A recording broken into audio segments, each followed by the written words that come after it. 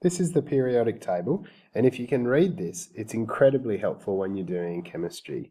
It will give you lots of information about each of the elements, and it'll tell you things like what they want to bond with, which will help you a lot when it comes to balancing chemical equations, but it'll also give you characteristics of each atom. So when you have to go and draw atoms and ions using the Bohr model, which we'll cover in another video, it will help you with that as well. We'll go into it a little bit, but if someone gives you a periodic table, the first thing that I would do in a test is I would start marking it with the cations, 1 plus, 2 plus, 3 plus, 4 plus or minus, 3 minus, 2 minus, 1 minus, and 0. And this will help you to decide, first of all, things about electron shells, but then what they want to bond with and that sort of thing. This will make a little bit more sense as you watch these videos. The other thing about this table is it's arranged in both periods and groups.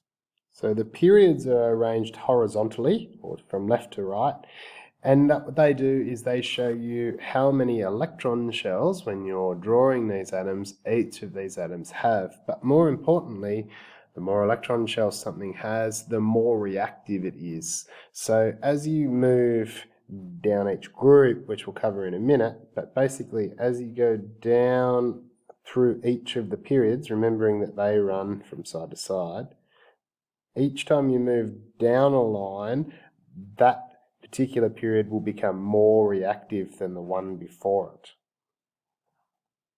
The periodic table is also arranged into groups which run vertically or up and down. And so everything here in group number 1, for example, is an alkali metal. These guys, all with the exception of hydrogen actually, because hydrogen is a bit of an exception to the rule, but the rest of them conform. These guys all react with water. So if you drop any of these alkali metals in water, they'll react quite violently and produce hydrogen gas, for example. It's quite interesting. If you Google brainiacs, alkali metals in YouTube, you'll get quite a good little video on the reactivity, and that'll show how as you go down each of the periods as well, it becomes more reactive.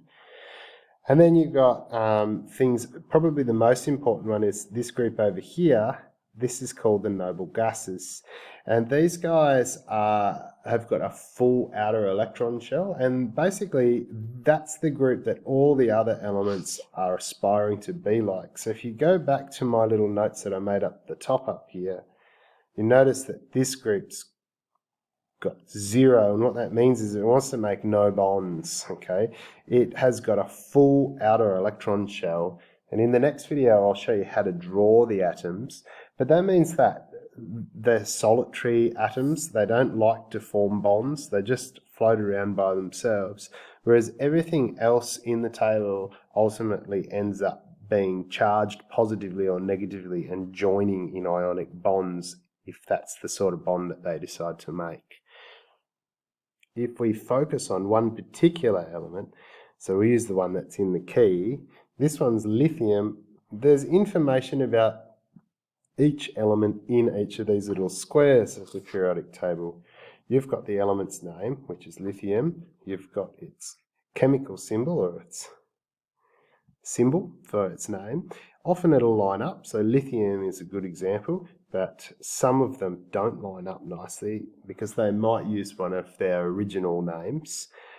Most of the time they're pretty good. And then you've got 2 numbers, and these are quite important.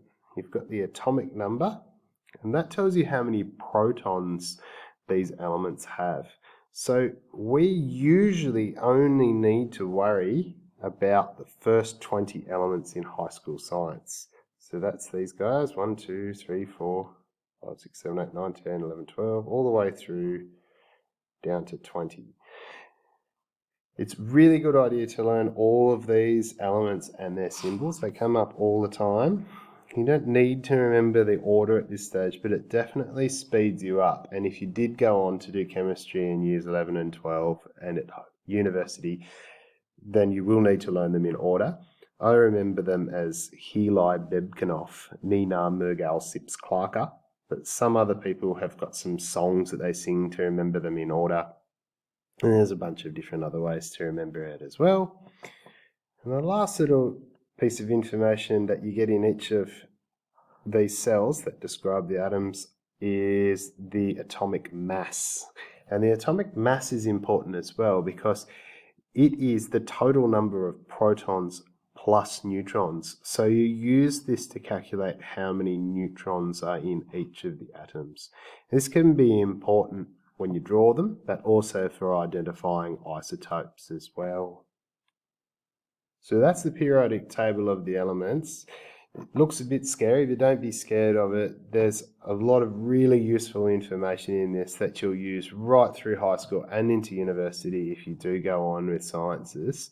And it will really, really help to speed you up in your tests to try and get your atoms drawn, your isotopes and ions drawn, and also to balance your chemical equations as well. Hope that helps.